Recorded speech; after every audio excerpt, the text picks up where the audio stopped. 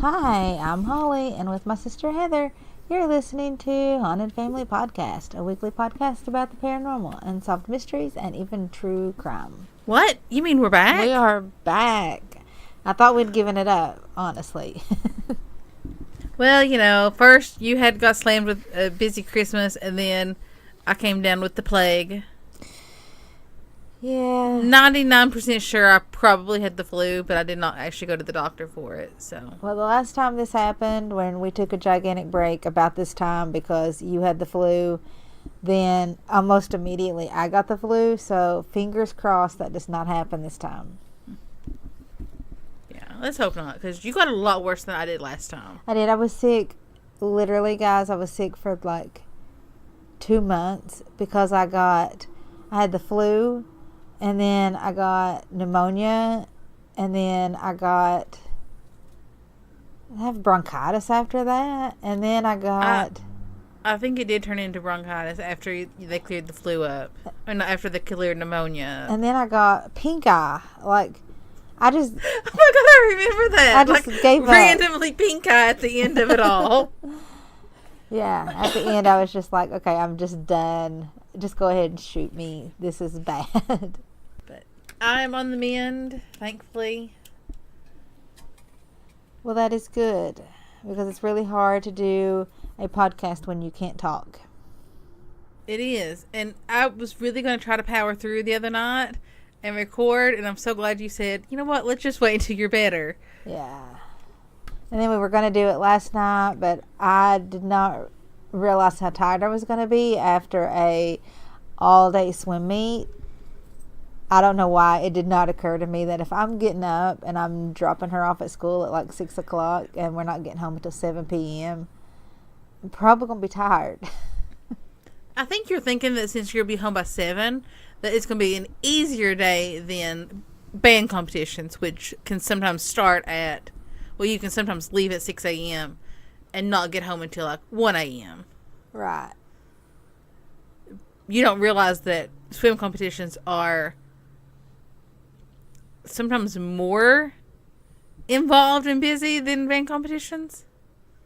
Yeah, because like with band, you're like you've got to rush when you get there. You know, you've got change clothes, feed the kids, get them on the field. But then once you're done, you're sitting in the stands and you're watching until awards. But And you're just cheering on everyone else's kids. right. So, but swim, it's yeah, your child may only be swimming like this, and this, but if you're there chaperoning, you got to make sure that all your kids are heading towards the pool when first call is called. And yeah, when it's their time to come up, and it's a lot busier. it is. But Emmy has shaved how many seconds off of 20 her time this year? This whole season, 20 on her 100 this season. Yeah, so I know anybody who's ever swam competitively is like cheering for her right now. Yeah, it's crazy. But I mean, it's not as unheard of as it sounds. I mean, like, because she started the season with not very good technique. So she goes to practice every day, and then I work with her at least one day on the weekends. And then if she's got to miss for drama or something, or voice lessons, we go to the pool, and I'll work with her for an hour or so to make up for the missed time that she missed practice. She's definitely put in the work this year to make the changes she needed to improve, and it's showing. It's paying off. Yeah, I'm very proud. I'm a very proud mom. Not to keep rambling about stuff that people are not interested in, but there is another mom on our team whose kid did band with Abby, my oldest. If you listen and you've heard me talk about Abby, and she was like, "Oh, this is your element, a swim meet, because you were a swimmer." And I was like, "Well, I mean, I was in band too, but I can't give Abby any pointers because I was not a percussionist." So yeah. I mean, at least Emmy swims my events, so I can steer her where she needs to go. So I'm a little jealous. One of our cousins, and this actually Rainbow actually does tie in a little bit to our episode today. One of our cousins went to, and I actually saved her post, maybe. I guess I didn't. Oh, I screenshotted it. One of our cousins went to the McClintock Wildlife Management Area in West Virginia today. Cool. And I'm sure some of our listeners are going, huh? And some of our listeners are going, ooh, yay! That used to be called the West Virginia Ordnance Works, or the TNT Factory. Oh, neat. In Point Pleasant, West Virginia. We used to do band camp also there. known as Mothman Territory. She did not see Mothman while she was there, though. So sad. Her husband's in the military, so they took their kids out to visit the wildlife preserve and, explore the old bunkers, and it was just a nice family outing. We should totally go there someday. We should. And that actually does tie into today's episode, because today's episode is about a cryptid. Yes, it is. And if you've already read our title, then you know we're talking about the Jersey Devil. We always act like they never listen. That they never look at our title. Sometimes I start playing episodes on, my iTunes feed, and I don't know what episode is going to play in. So, I guess some of them might be like me. Probably not, though, because I'm lame. Okay. I'm not going to argue that you're lame. We actually drove through New Jersey last summer. Summer before last. It was a trip from hell. Well, the trip it had was nothing not a trip to do from with. hell. It had nothing to do with seeing the Jersey Devil. That would have. We didn't. We did not go through the Pine Barrens. That would have made the trip. Yes, we actually probably would have had more fun in New Jersey if we had got off the Jersey Turnpike and actually saw a little bit of New Jersey. That's what everybody from New Jersey has said to me, is that I hate the state because of one road that sucks ass, and it's not fair. That it's really a great state, and it's kind of like judging Kentucky on like Harlan or something. Or Martin County. Yeah. And I'm not saying that to be mean to Martin County, but if you follow our Instagram, then you know that Martin County is in some serious trouble. Yeah, Martin County has the whole like Flint water thing going on. Only they've had it for like a decade now. And in addition to that, like their water prices keep going up, even though they don't really have water, much less clean water. And then in addition to that, the police force, they have none. And the sheriff's department. Department. The county gave the sheriff's office no budget for this year. So the sheriff has had to fire pretty much his entire staff.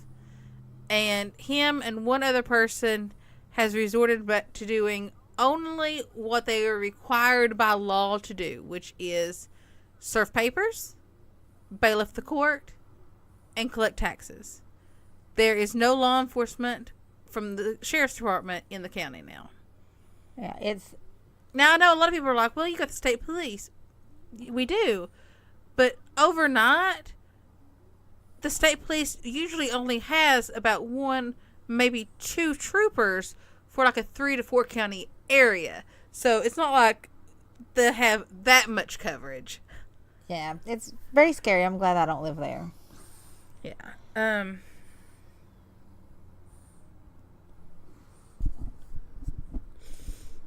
So we might go back to New Jersey at some point and stay off the turnpike, because every place deserves a fair chance. I guess. But then we won't be able to say New Jersey took a toll on us. Let's digress and get to the topic at hand. Okay. On a dark and stormy night. Why is it always dark and stormy? I don't know. I mean, I guess it's dark because it's not, but why is it always... It makes for good... I forgot that word in English when you're trying to... Okay. That word will come to me eventually. Okay. In 1735, when a witch by the name of Mother Leeds gave birth to her 13th child. And she placed a curse on that child, saying, "You'll be the devil's child."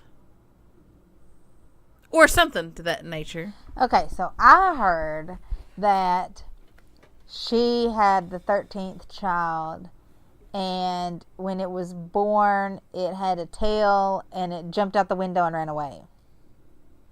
I've heard that story too. I've heard several different versions of how the baby came to be. Some says that she cursed the child when she was pregnant with it because it was going to be her 13th child and she didn't really have the means to feed it and take care of it. Some says that it was literally the devil's baby and that's why it came out like that. But almost every account I've heard puts the date of its birth around 1735. So, a couple years ago.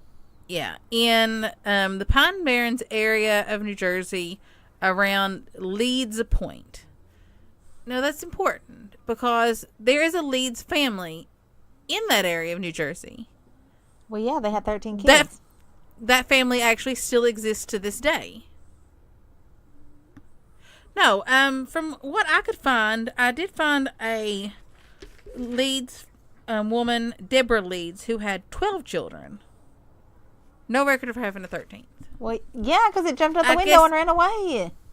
I guess it is likely, maybe, that her 13th child was born with physical deformities. And in the 1700s, anything less than normal looking automatically has to be the devil or cursed or... Especially considering the Leeds family were, when they came over from England in 1677, were Quakers. Ah. The first lead who came to New Jersey was Daniel Lead, and he came over to serve as counsel to the first royal governor of New Jersey.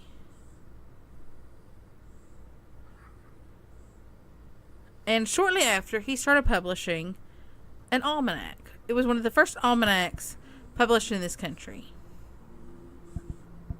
That's interesting.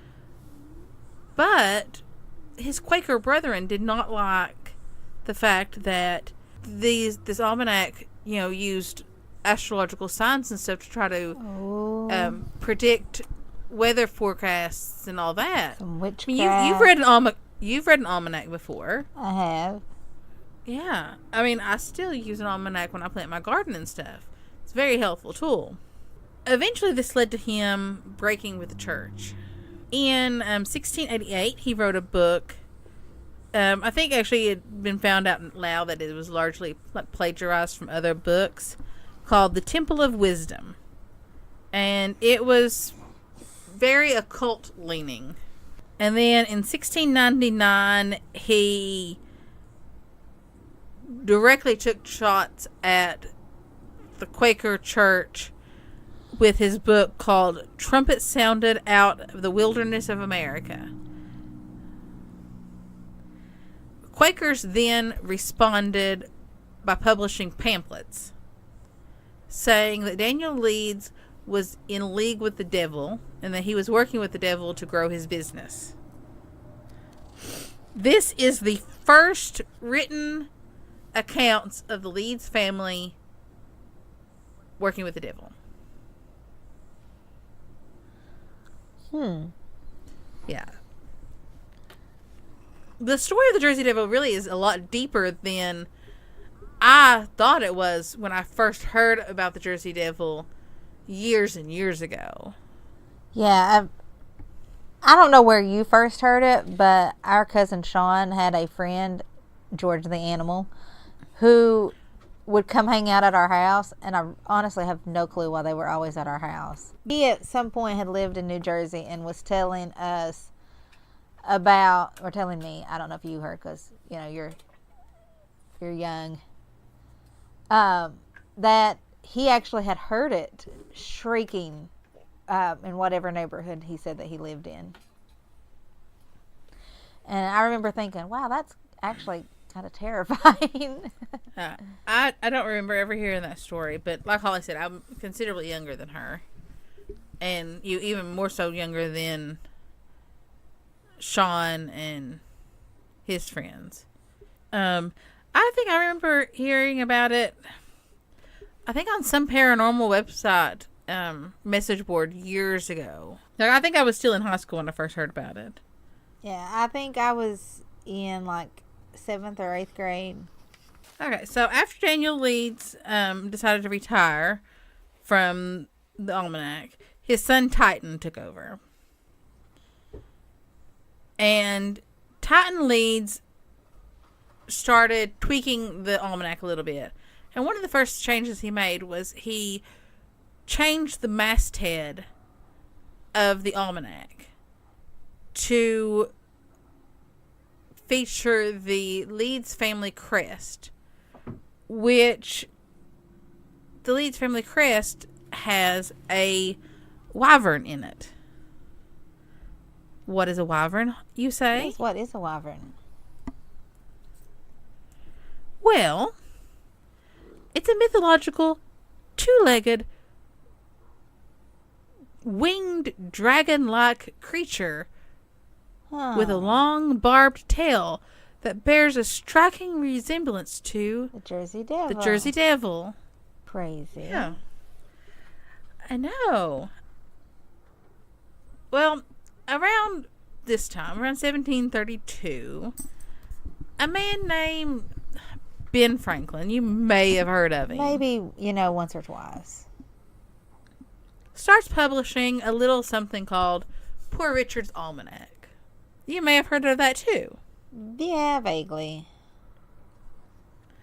Well, he wanted to boost sales of his almanac by trying to shut down his main competition. Right, because if the Leeds family almanac. If you can't grow on your own, destroy your competition. Yeah. So he started targeting the Leeds almanac, and just making digs at Titan Leeds and the Leeds family. At one point, he claimed that he had used astrology to predict Titan's death, and that Titan was going to die on October 17th, 1733. Damn. Did he die then? No, he didn't. Man, that's kind of like people predicting the end of the world. It's always so disappointing when it doesn't happen. But Ben Franklin, being Ben Franklin, doubled down on this when it didn't happen and said, well, yeah, Titan died. That's his ghost. He came back and now he's a ghost. Oh, my God. Yeah. So, a few years later, around 1738-ish, Titan Leeds actually does die. Now, what happened right between 1733 and 1738? Yes, what happened? The Jersey Devil was born. What? Supposedly. Yeah. So, I mean, it kind of all just sort of like fits together that maybe this whole Jersey Devil thing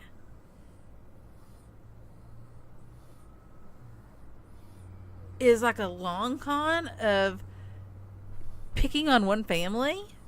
Totally possible. I think so. And I think it's absolutely just cray that one of our founding fathers, Benjamin Franklin, is all tied up in this mess. Well, if you watched, I think it was the John Adams miniseries, you find out that Ben Franklin is not at all what you think or what we're told that he was. He was apparently a very interesting man. And not just in the, flying a kite with a key on it, interesting. Didn't he also like to stand naked in front of his window? Probably. The first encounter of, actually I'm not really sure it was the first encounter, but an encounter with the Jersey Devil is, it's actually a snowy afternoon, not a dark and stormy night. Joseph Bonaparte was hunting in the woods, and he spotted strange tracks. And they looked like a 2-footed donkey. And they just ended abruptly, as if the animal had flown away. And he could not make out what made the tracks. You know, that, I remember reading that, and that reminded me so much of a encounter, not really a encounter, because they didn't physically see anything.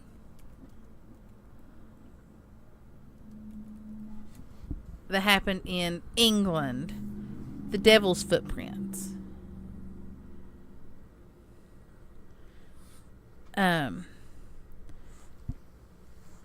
During a heavy, actually just after a heavy snowfall in 1855,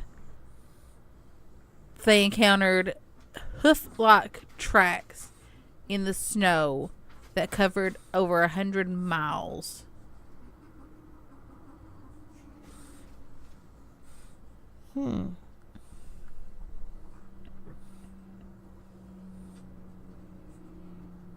They were 4 inches long, 3 inches across, and about 16 inches apart. And they were single file.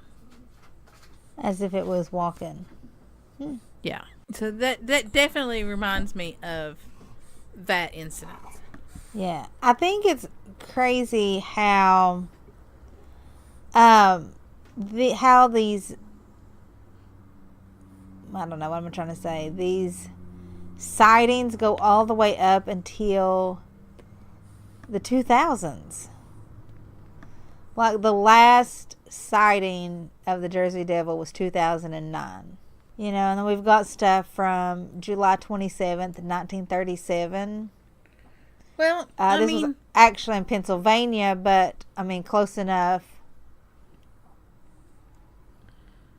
I was on Reddit the other night, actually last night, and somebody was like, how come there was no sightings of Mothman between the Silver Bridge collapse and the sightings recently in Chicago? And I'm thinking to myself, I didn't respond, what are you talking about?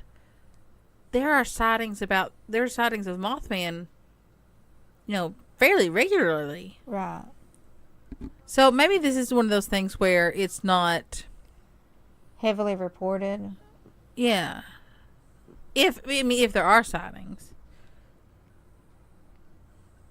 Right. Between January 16th through January 23rd of 1909, the newspapers published hundreds of claims all over the state. Now, when stuff like that happens, when it's like widespread, almost like panic, I can't help but think, okay, that's probably hysteria. A lot of it is hysteria. Right. But you've got an encounter, 1934. This was actually in South Pittsburgh, Tennessee. So, I mean, the Jersey Devil really is not just staying in New Jersey. South Pittsburgh, Tennessee is the site of a old hospital that lets you do ghost tours, similar to Waverly. Really? Well, in this, yes. They saw a kangaroo-like beast. So yes, actually, at one point in time, a sideshow attraction was set up to convince people, to try to get people's money. And they had a kangaroo with wings glued onto its back. Oh, and they were trying to say that was the Jersey Devil. Because the shape of the Jersey Devil, as it's described, is very kangaroo-like. Right. But with, wings and a goat head. Well, this, they got together a search party to look for it because it had eaten several animals, like a German Shepherd, some ducks, I'm not really for sure what else, some other random dogs. And so a search party found its tracks, and it went up a mountainside into a cave, and that's where they stopped. And I guess the people did not go into the cave. Do you blame them? No, I do not blame them. Do not blame them at all. But I think it's really cool that New Jersey has embraced this and has named their hockey team the Jersey Devils. I mean, I would. Oh, I would too. I didn't even know New Jersey had a hockey team. Yeah, everybody has a hockey team but us. California has a hockey team. Why do we not have a hockey team? We have nothing. We don't have a pro football team either. Remember when we used to have a really awesome hockey team? I mean, it wasn't NFL, but well, okay, NFL, NHL. Sorry, Lord. It's been a long day. Yeah, and we got up to go to the bathroom and a fight broke out, and then we came back and this drunk lady was giving this kid a lap dance and the dad was clapping. It was horribly embarrassing. She got removed by the guards. Yes, she did. It was bad. I wish we had a hockey team still. Yeah, me too. But you know what? When we move to New England, we will have all the hockey we can stand. Truth. So, I mean, I'm very open-minded about cryptids in general. Right. My thought on cryptids is that I don't think that, I mean, like, we are finding extinct animals, like, not extinct all the time. Not all the time, but it happens. We're discovering new, for lack of a better word, wildlife. Not all the time, but again, it happens. Enough regularity that we should not delude ourselves into thinking that we know every animal in our world. Exactly. So, the Jersey Devil is probably, and I've long thought this, a dragon. I do not think that dragons are extinct. Like, I think that a dragon is really just a dinosaur. And we know that there are some animals that survived. So, what's to say that, a dinosaur didn't survive? It's kind of where I am with the whole Bigfoot Yeti thing. I think it's kind of the same. Not that it's a dinosaur, but that, it's the same kind of thing. I went to a Bigfoot seminar-y thing a couple weeks ago, and it was very interesting. Some of the cast they had was huge. Like, the smallest one was bigger than, was significantly bigger than my boyfriend's foot. And his shoe is like a size 14. Yeah, that's crazy. I mean, and we have a hard enough time finding his shoes. So. But no, it actually kind of intrigued me, though, because one of the audio clips they played was of this sound that they think Bigfoot makes. And I have heard that sound here on the farm. That's cool. Well, I mean, I just heard it. I heard it once. I stepped out of the house, and from where I was standing, I couldn't see the barn when I stepped out of the house, because our barn is up on the hill, and there's no lights around our barn. And I heard this sound, and it sounded like something was. It sounded like. I can't do the sound myself, but it sounded like. When you make a call, when you make a sound to kind of alert somebody, and you're waiting for them to respond back.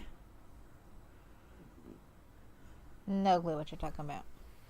But I think it's really funny that you're talking about sounds, and like Sophie is laying beside me snoring, and I'm wondering if it's going to be picked up in the microphone. Oh. That's going to be our Yeti sound.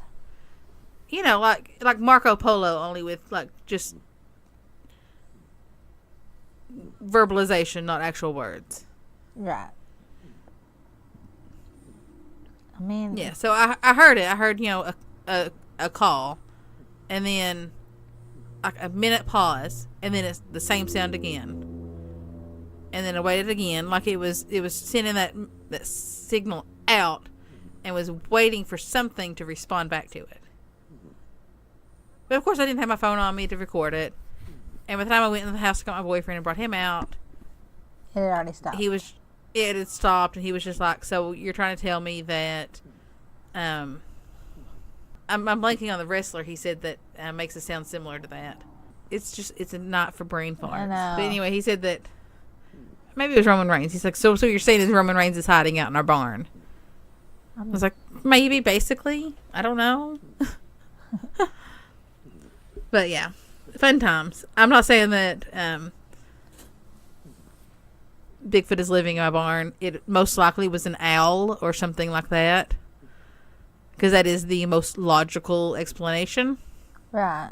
And the most logical explanation is usually the correct one. True. And a big rambly thing to just say, I'm very open-minded about, you know, the fact that some things may exist that we don't think actually exist. Right. That's where I am too. Probably one of the most credible sightings was a police officer, James Sackville, saw the monster. He was walking his area one night, and he was passing a dark alley, and this winged creature hopped into the street, screamed really loud. Sackville shot his gun at the beast, but it spread its wings and flew into the air. I bet that was terrifying. Yes. That would be the point of the night where I have to go home because I've pooped myself. But you're a cop, and you can't. Well, I'm not a cop. I can. I'm putting you in his position. January, for whatever reason, is a big month for Jersey Devil sightings. So we know he's not a hibernating animal.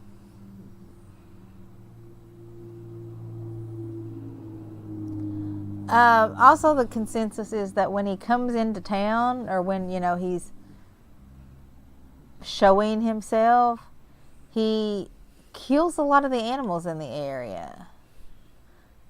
Now, I'm not saying that the Jersey Devil really is killing all the animals. I mean, it could be a wolf or a coyote or cougar, if they have cougars in the area. Could be a cougar. I'm not really for sure what kind of animals New Jersey has, but a bear maybe? I don't know. If they have predator animals, it could be any of those. Yeah.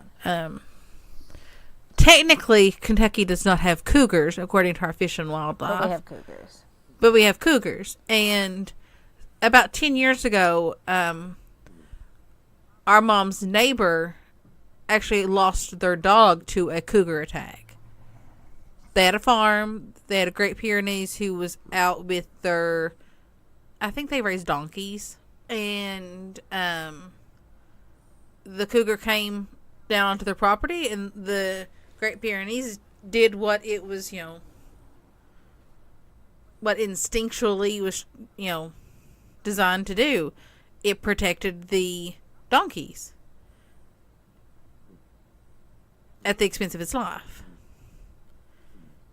But, I mean, technically Fish and Wildlife says we do not have cougars, and oh well. Yeah. So, another sighting, Mrs. White was outside her house taking clothes off of her line. This was also in January of 1909. When she saw the Jersey Devil huddled in her yard. She screamed and fainted, and when her husband ran outside, she was laying on the ground, and the Jersey Devil was spurting flames. Very dragonish. Yikes. Yes. Yes. So, I wonder if, like, somewhere in the Pine Barrens, the Jersey Devil is, like, hoarding gold. maybe. That'd be cool. Because, dragons are supposed to like gold, right? Well, I mean, who doesn't like gold? It's shiny. You can use it to buy stuff. I prefer silver. Kentucky has the largest depository of our nation's gold.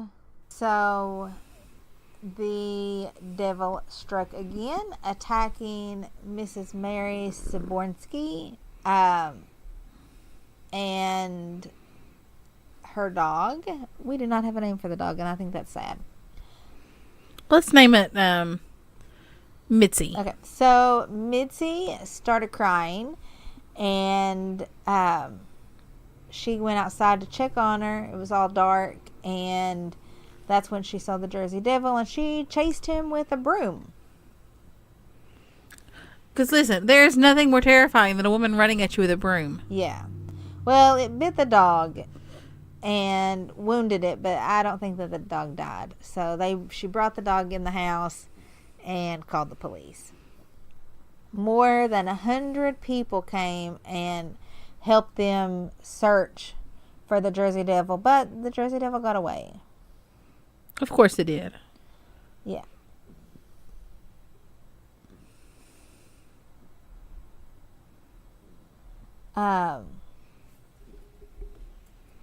So the Philadelphia Zoo, offered $10,000 if somebody was able to capture the devil.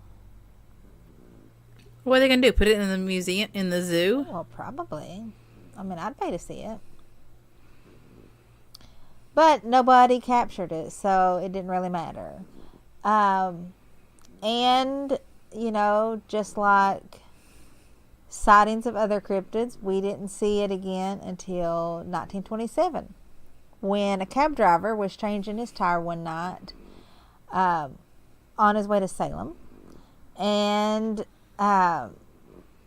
he had just finished and his car started shaking, and he looked up and there was a giant winged figure pounding on the roof of his car. So I think in a case like that, I would probably just I don't know what I would do. Well, he jumps in the car, but he leaves his tire iron and his flat tire there. So let's just take a moment. Mrs. Zorbinsky chased it with a broom. Cab driver has a tire iron and doesn't do anything. But think about it. How would our grandma react to that? Oh, she would just shout at it and probably hit it with a stick. Race car track. Yeah. Or if she was close enough, she'd grab her hoe and she'd chase it down. Yeah. Just like she used to do snakes. So it was seen again August of 1930 when some berry pickers saw it crash through the field, like snatching up blueberries and cranberries and then flying off again. That sounds like me in the morning when I'm trying to make breakfast. 1951, some kids saw it, but he didn't hurt the kids, and he vanished again before anything happened. So then we've got sightings happening on again, off again, until the 60s, when a blood-curdling, and I'm quoting this, cry terrorized a group of people near Mays Landing. State officials tried to calm them down, but nobody could explain the weird noises. A forest ranger saw the Jersey Devil in 1993. John Irwin was driving along Mullica River, and he saw that the road he was on was completely blocked by the devil standing in the road. He said it was about 6 feet tall, had horns and matted black fur. Which honestly, that doesn't really sound like our devil. So, do we have another cryptid that's... Possibly. Yeah. Now, there's just been some random sightings, but also, like, roads and electric and, other modern conveniences have kind of deforestation. We're not only pushing the animals out, but we're pushing our cryptids out too. So that's what makes, like, there are a few very credible witnesses. Like, you would think that a police officer and a park ranger would know what they're looking at. So that's what makes me lean towards it's something real. I can hear your dog snoring. I know, isn't she funny? She's a sweet girl, and this is her bedtime, so I try not to interfere with it. So what's your thought? Well, actually, I just recently, like, literally 2 seconds ago, found a PDF file by someone named Chris Chaos, who is linking the Jersey Devil to red kangaroos. Really? Honestly, crap like that annoys me just as much as people who say that anyone who saw Mothman are just mistaking what they saw, and what it really is a sandhill crane or an owl or blah blah blah blah blah blah blah. Are y'all really that dumb? Right. I mean, and I mean that in the nicest possible way. I mean, I don't know about everybody, but I live out in the country. I see wild animals in their environment daily. Yeah. And, I mean, our grandparents, around the time that, Mothman and all of that, were even more in tune with their natural surroundings. Right. More so than, say, like, some kids today who you have to pry them away from electronics. I mean, I'm not saying that everybody knows, every wild creature in their environment, but you should. Right. Well, I mean, that was a time when people went outside and did stuff.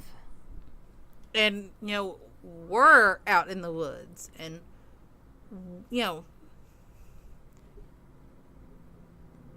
they communed with nature. Right. So I find all these really dismissive, well, you're just mistaking it, blah, blah, blah, to be really lame. Right. Well, there's a group of kids, and I think that it sounds like about the same time as George would have been in Jersey. So I don't think he was one of these kids. So he was probably just like a nearby and heard the story secondhand or something. But in the late 80s, a group of kids went camping in the Pine Barrens. They rode their bikes, and everybody else was asleep, and 3 of them decided that they were going to ride some bike trails. And about 100 yards away, the bike stalled out. So it was not a bicycle, it was a motorcycle. It might be one of those motorized bicycles. Well, that's true. I've seen them on Antiques Roadshow. Well, the bike stalled out. And then the kid looked around and his friend's bike had also stalled. And he thought, well, that was weird, but maybe it has something to do with the terrain that we're on. They were trying to start their bikes back up, probably 50 feet away from each other. And then from the woods, they heard a scream. And they said it did not sound human at all. It sounded like something was being tortured. Yeah. They were able to get back to camp. And some big cats do have a scream that sounds almost feminine. Yeah. If you have ever had the opportunity to hear something like that, the first time you hear it, like outside after dark, it definitely will raise the hairs on your arm. Even if you know exactly what it is, it's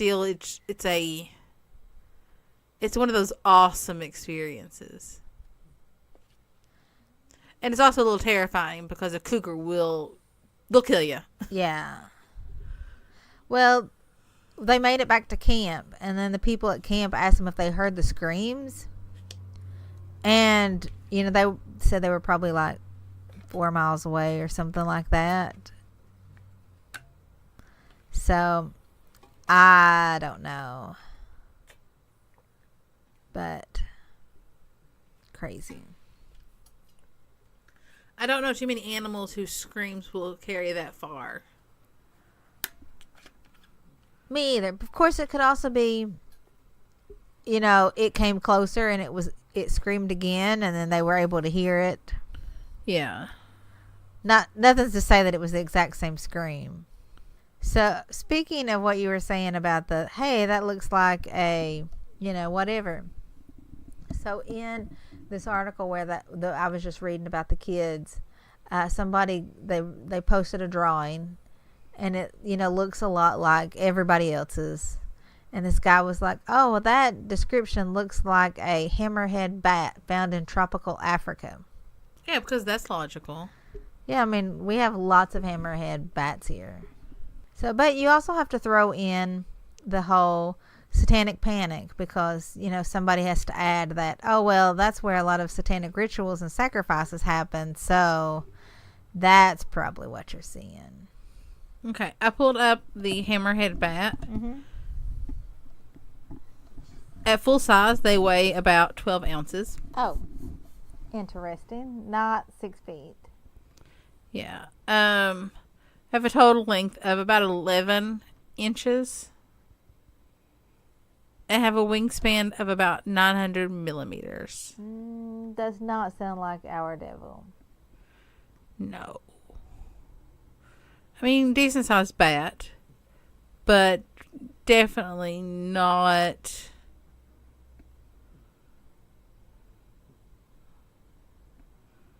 Yeah. Apparently, it is a source of food for some people in Africa. Because they're big enough that, it's comparable to killing a pigeon. Right. I raise pigeons, but I don't raise them for food. They're pretty much just cute. But I know a lot of people who raise pigeons for food. One of the last sightings in October of 2015, David Black said he was driving along Route 9 near a golf course when he thought he saw a llama in the road.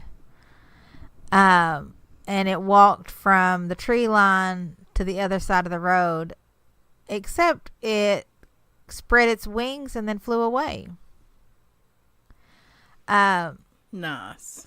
He said that he captured the beast's image on his cell phone. So there is a video of it, and I'll share the video. I'll share a link to the video in our show notes, and you can be the judge of if you think that it's real or not. Okay, that sounds like a plan. I can see that there could be something to this, and I can see how it could also be just the power of suggestion, Or a little both. or a little of both. Hey, we've got this weird creature, and we've also got this family that has turned its back on the Quaker Church and has caught the disapproval of one of the more powerful men in this country, Benjamin Franklin. 2 and 2 together, you got yourself a big old conspiracy. Yeah, get yourself a devil. I don't think that Mother Leeds, whoever she actually was, if she ever even existed, was a witch. Oh, of course not.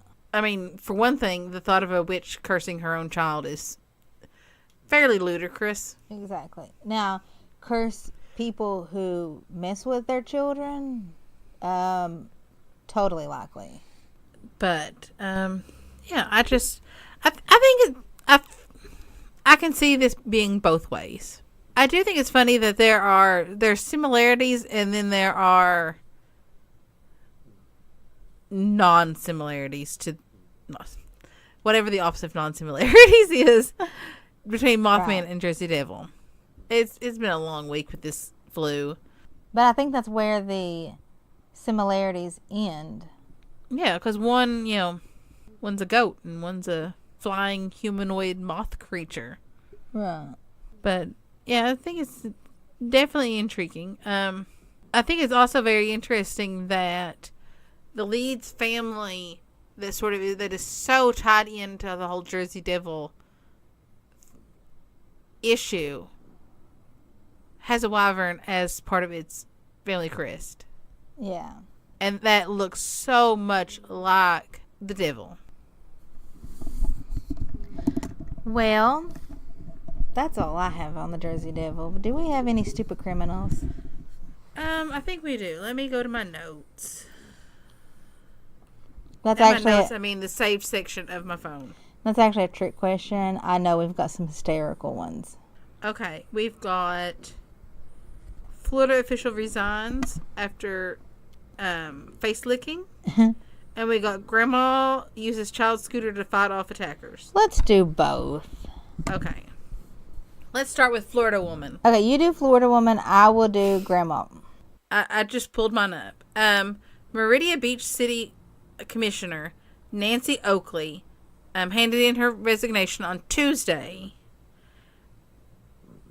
after she was fined. I actually think we mentioned this, or maybe I Instagrammed it. After she was fined by the Florida Commission on Ethics last month and asked by the governor to issue an apology because apparently she was sexually harassing and groping another city official in public. Oh, women, we're better than this. Including licking his face. No face licking. Oh, I'm not going to say that too loud because that's how I wake up to Sophie licking my face, and I actually like it. Well, I mean, I'm just saying. It was at a public event. So I'm assuming... No, I'm not even going to assume anything. Let's say that they were even in a relationship. They weren't. And that makes it wrong on another level. But even if they were in a relationship, when you are in public doing something as the face of your business or organization, in this part, you are a representative of your city government. Right. You need to act like somebody who was elected for that job. You need to act in a way that is becoming of your position. And getting all handsy and face licking is not part of that. But the fact that, she was not in a relationship with this person, they were not intimate partners, makes it, even more wrong. Don't put your hands on somebody unless they consent to it. That's a simple, hard truth. And don't put your tongue on them either. Especially don't put your tongue on them. Yeah. Ugh. No licking. I mean, unless the person is really into that. Because, sometimes you're in a relationship with somebody and they're just like, I don't really want you licking my face. That's weird. Respect boundaries. My dogs do not respect my boundaries, though. Sometimes Ruby, in the middle of the night, sneaks up to the top of the bed and licks my face, and then she goes back to her bed and lays down. Yeah. That's what I'm saying, is Sophie wakes me up every morning licking me, and I like it. But you know what? I give her a pass because I love Ruby. But if it's somebody I work with, you're not getting a pass. You'll probably get punched. And I really hope that in addition to her having to resign and getting fined $5,000, I hope that he sued her. Or something. Because that's just wrong. So, Miss Nancy Oakley, you are one of our stupid criminals. Because, dude, no. Yeah. Just the whole face licking thing. Ew. It's your turn. Okay. So, do you remember a couple years ago when we had like weird clown sightings popping up everywhere? Yes. Okay, well, a Texas grandmother and her husband were accosted by a couple of clowns with a machete, and they were trying to rob them. So the husband, Joseph Nelson, had a machete put to his neck, and he wrestled the machete away from one of the men, while Aretha Cardinal, his wife, grabbed their granddaughter's scooter, just a child-sized scooter, and started beating the guy with it and chasing them, and they got down the driveway and was like beating their car with the child-sized scooter. So the men are arrested and are being held for aggravated robbery. But go grandma, using whatever means you've got beside you to you defend yourself. I mean, if it's a scooter, it's a scooter. But, boo to the men who were in clown costumes. Yeah, don't rob people. No, don't. I mean, come up with a better costume than a clown. Or just don't rob people. Yeah, I know times are tough. Things are hard. But don't rob people. No. Because times are tough and things are hard and people's going to fight back because they don't have it to spare. You're going to try to rob somebody and she's going to pick up a child-sized scooter and she's going to knock your head off. That's true.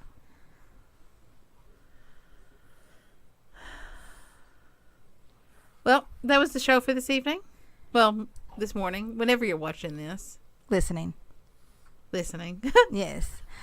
Thank you for listening. And as always, we are sponsored by my Etsy shop, Cat Hair Glitter. I got new stuff listed. I got lots of mugs listed. Anyway, the Etsy shop is what pays the bills, y'all. It is. And by the bills, I mean it's what pays for our hosting. It is what pays for our hosting. So, go buy a shirt, buy a mug, buy whatever. And if you don't see something that you like on her shop, which you will, because it's all great, send her a message. She does custom stuff, too. I do. I normally just keep one color shirt in stock just to have on hand always. But I mean, like last week, somebody said, "Hey, can you do this in a different color?" And you know what? I could, so I did. I mean, sometimes it might take like 2 days longer because I'll have to order it. But I mean, it's not a problem unless like you're on a time crunch. But I am always happy to do whatever. So I will put that link in our show notes. I will put the link to that video in our show notes. And I will put a link to our YouTube channel where Heather has been posting paranormal storytime videos. Yeah. Actually, I've actually got a couple, it's like sit-down videos, too, up now. I was trying to film and do one a week of, me in front of the camera. But getting the flu kind of knocked me off course, so. Yeah. I'll be filming probably sometime this week a reaction video to the Hellier documentary. That's going to be exciting. Yeah, so if you're listening to this and you want to know what some Kentucky girls, well, me, because Holly won't be here, but I'm sure I will get some of her information and share with you in the video. Thinks about the documentary Hellier about goblins in Kentucky, then you will want to follow my YouTube channel and wait for that video to come out because it's going to be good. Awesome. I'm excited. You should be, because I rock or something. Yeah, you do. Anyway, thanks for listening. I will see you next time. Bye. Bye.